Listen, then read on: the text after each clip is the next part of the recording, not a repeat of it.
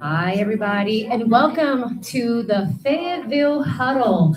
Well, we are going to talk to five schools here in the county of Fayette County, and we are starting off. And by the way, everybody, this is live on YouTube as well as our KBSN network. So just prepare when you come over here, guys. Just say hi to everybody because you are live. We are here with the state champions. And FYI, in the KBSN poll, we also ranked you all number one in your classification. So there's high expectations, and I think every poll has ranked you all number one. Is that right? I think every poll so far in the state of Georgia has you ranked number one. Is that right, Coach? Yeah, it is, but that doesn't matter. Oh, he's so humble. He's so humble. Coach Smiley, how you doing today? I'm good. Good. Blessed. Less than highly favored. I Yes, love ma'am. that. Now, I was told that you don't talk much, but tonight you're here to talk about your team. Yeah. Anytime I get the opportunity to talk about our guys and our program, it's always a pleasure for me, be able to highlight our kids and all the good things that they're doing on the field, off the field, and in the community. I feel honored that you decided to come out here and talk to me.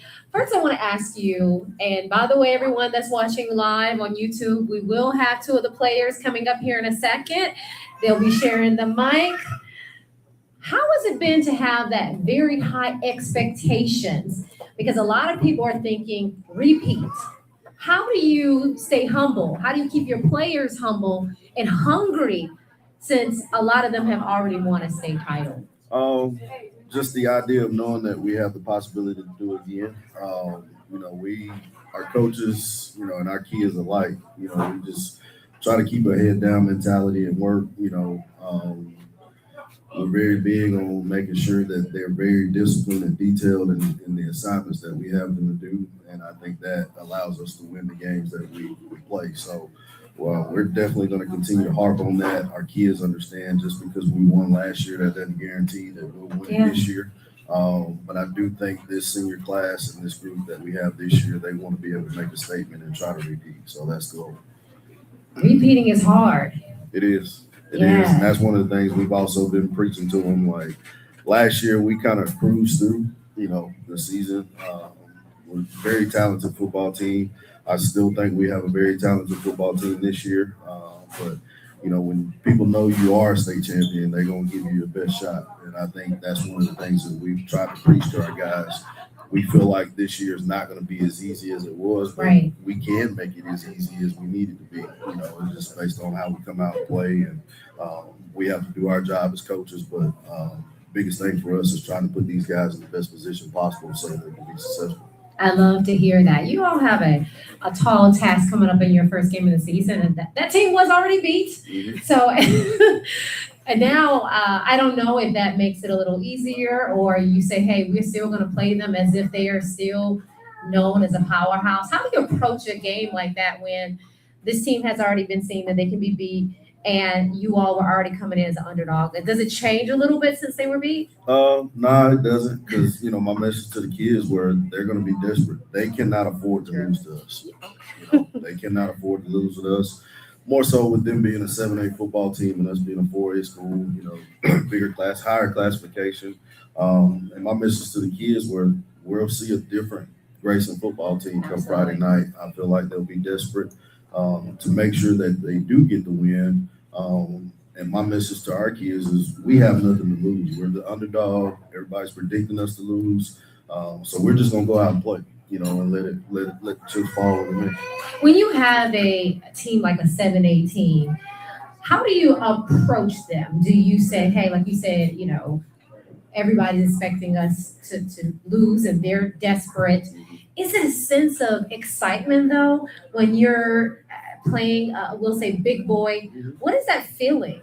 Our kids asked for this.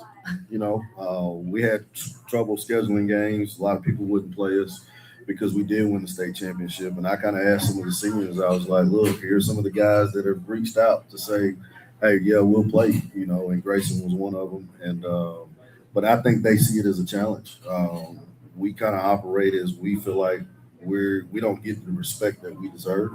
And I think these kids are going to come out Friday night and prove to the state of Georgia and the country, that Sandy Creek football is a powerhouse program as well in the state. And I feel like we have something to say about that too, and I'm excited about the opportunity. I think Friday night is going to be electric.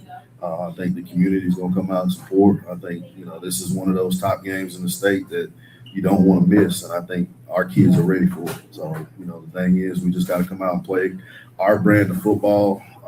You kind of mentioned, 7A school. I was told they have over 200 and some odd kids in their program from 9 to 12. We only have 93, so, as long as our kids don't get wild by the fact that they're going to run out of, over 100 kids and we come out and just play our brand of football, I think we'll be fine. Yeah, I come from a 7A school, so I'm very familiar Right. with the bigger school. And I will tell you, and I'm not gonna, everyone knows where I went to school. I went to Lowndes.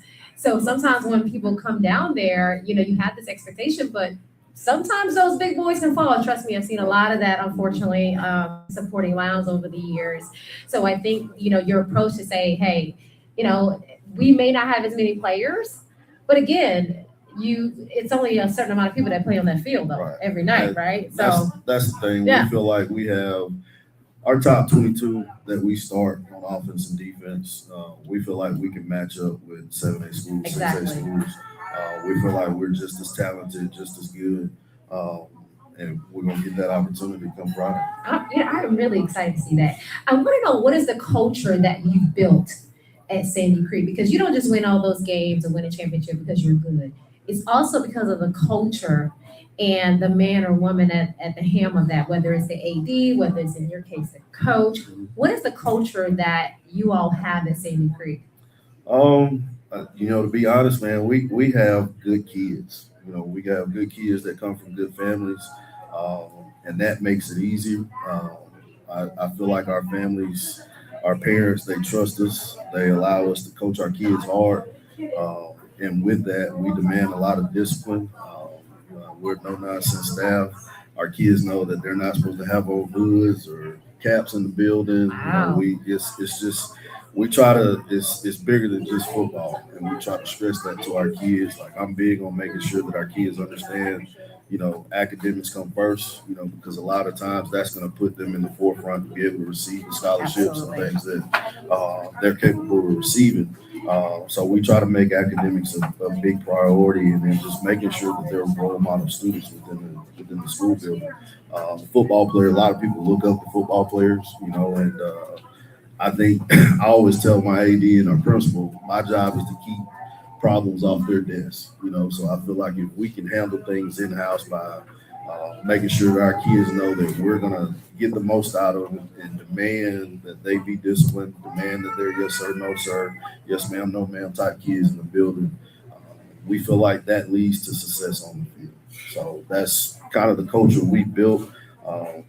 I can't take all the credit for it. I do believe our coaching staff has a big part of that, but our kids, they're just like any other kids. They want structure, they want discipline, and I think when we provide that for them, they fall in line. And they know if they don't fall in line, there's some type of punishment or something that's going to follow that. So they typically don't want that. So, I feel like we've established a great culture. Sandy Creek has always had a good culture, winning culture, winning tradition. But I just feel like what we're doing is